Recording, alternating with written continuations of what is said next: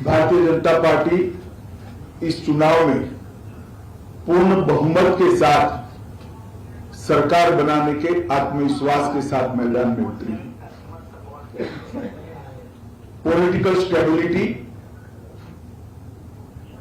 और नए कर्नाटक का नारा लेकर हम चुनाव में उतरे हैं। मोदी जी के नेतृत्व में डबल इंजन की सरकार बना कांग्रेस की रिवर्स गियर सरकार, ये तय करने का कर्नाटक की जनता के लिए चुनाव है।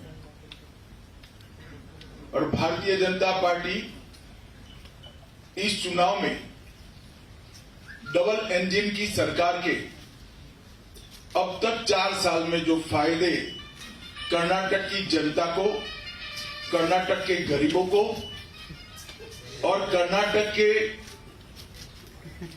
इंफ्रास्ट्रक्चर के विकास को हुआ है, इसके साथ हम चुनाव के मैदान में उतरे। भारतीय जनता पार्टी की सरकार ने गैर संवैधानिक तरीके से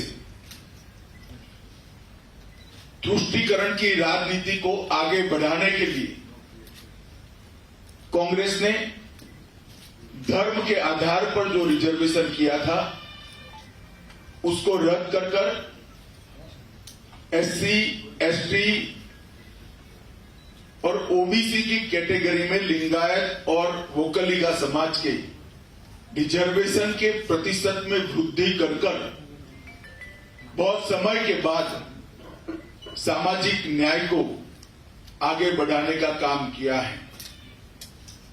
आप सभी जानते हैं, धार्मिक आरक्षण संविधान सम्मत नहीं है, परंतु वोट बैंक की पॉलिटिक्स के लिए कांग्रेस ने इसको आगे बढ़ाया था।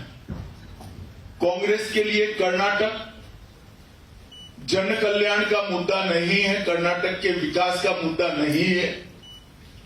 कांग्रेस कर्नाटक में अपने एटीएम को ढूंढ रही है और दूसरी ओर जेडीएस भी एक परिवारवादी पार्टी है जो हमेशा चुनाव तो कांग्रेस के सामने लड़ती है, परंतु चुनाव होने के बाद सत्ता प्राप्त करने के लिए कांग्रेस के साथ बैठती है। इसलिए मैं कर्नाटक की जनता को आज इस प्रेस वार्ता के माध्यम से अपील करना चाहता हूं कि पूर्ण बहुमत की स्थिर सरकार भारतीय जनता पार्टी की चुनिए, जो प्रधानमंत्री नरेंद्र मोदी जी के नेतृत्व में कर्नाटक का सर्वांगीण विकास करेगी और कर्नाटक में से गरीबी का 100% उन्मूलन करेगी। सुरक्षित कर्नाटक केवल और केवल भारतीय जनता पार्टी दे सकती है। नरेंद्र मोदी सरकार ने पीएफआई पर बैन लगाया, 92 उनके मेन कैडर के लोगों को अरेस्ट किया गया। एनआईए आज आतंकवाद से जुड़े हुए 24 मामलों की जांच कर रही है और एक मजबूत शिकंजा देश विरोधी ताकतों पर कसने का काम भारतीय जनता पार्टी की सरकार ने किया है। आप सभी को मालूम है, कांग्रेस की सरकार थी तब पीएफआई की कैडर्स को स्पेशल ट्रीटमेंट दिया जाता था और वोट बैंक की पॉलिटिक्स के कारण पीएफआई को काम करने की खुली छूट दी गई थी। हमने इस पर संपूर्ण लगाम कसने का काम किया है। आज मैं कित्तूर कर्नाटक में हूं। कांग्रेस पार्टी ने हमेशा कित्तूर कर्नाटक का अपमान किया है। एक समय में केंद्र में यूपीए की सरकार थी, गोवा और कर्नाटक में भी कांग्रेस की सरकार थी, मगर कभी भी महादायी विवाद को समाधान की कोशिश कांग्रेस ने नहीं की। 1980 में महादायी पानी का मांग करते हुए किसानों पर नवलगुंड में गोली भी कांग्रेस सरकार ने चलाई थी।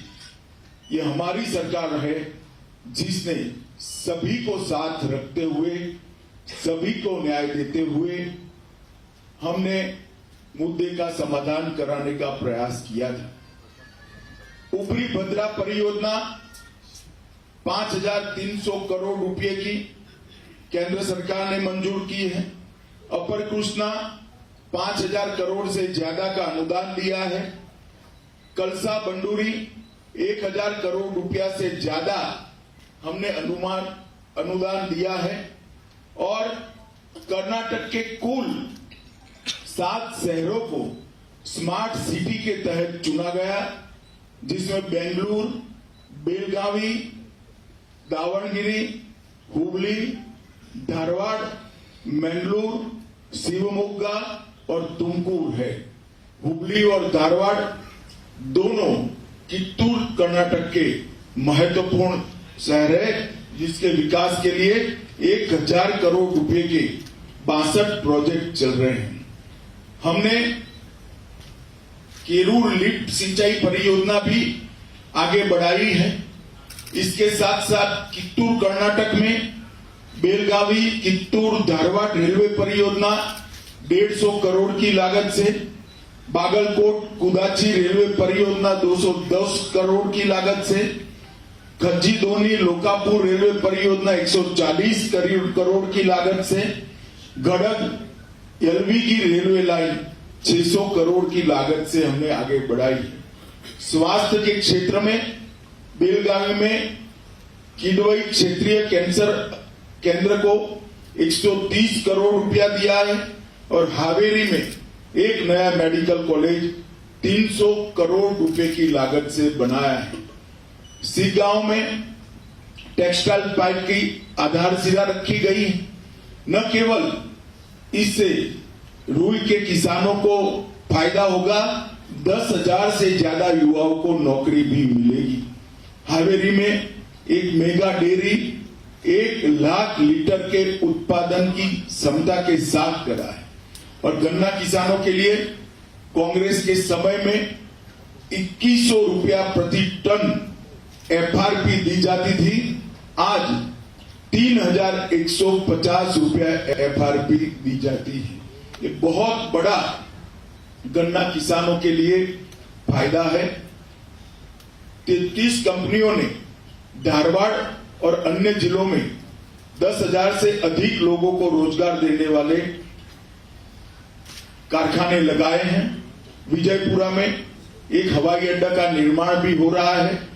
Raichur Kalaburagi 6 lane access control greenfield highway को 2300 करोड़ रुपए की ग्रांट से बनाया गया। समग्र कर्नाटक की बात करें तो सोनिया गांधी मनमोहन सिंह की सरकार थी तब 2009 से 14 में 94,000 करोड़ रुपया 94,224 करोड़ रुपया टैक्स डेवल्यूशन और ग्रांटिंग एड का मिलता था कर्नाटक। मोदी जी की सरकार बनने के बाद 94,000 करोड़ से बढ़ाकर 2014 से 19 के 5 साल में 2,26,418 करोड़ रुपया हमने देने का काम किया है। ये बहुत बड़ी बढ़ोतरी है। 140% की ग्रांट की वृद्धि हुई है।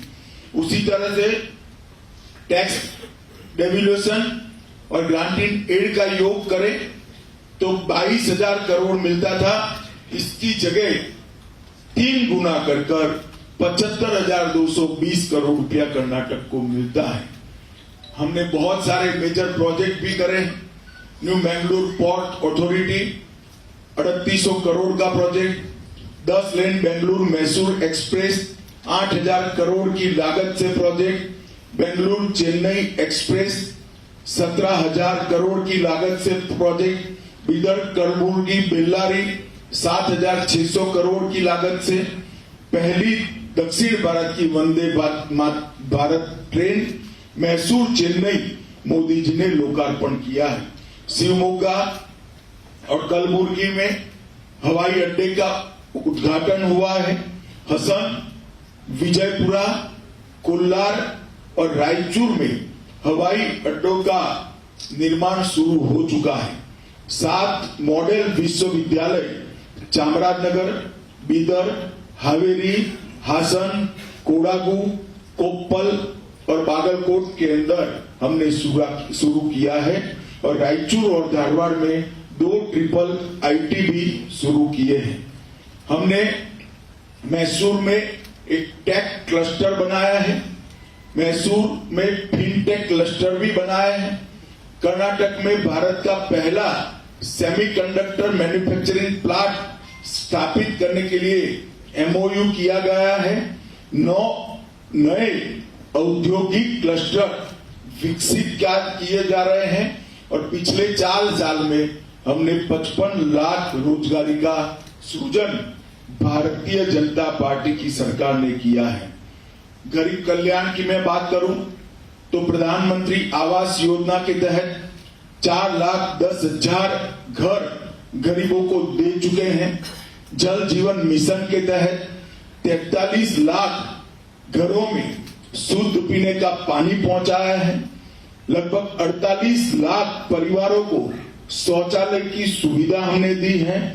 4 करोड़ लाभार्थियों को प्रति माह प्रति व्यक्ति 5 किलो अनाज फ्री ऑफ कॉस्ट दिया जाता है और 54 लाख किसानों को 15,000 करोड़ रुपया हर साल 10,000 रुपये का हम चेक इनके बैंक अकाउंट में डायरेक्ट देते हैं।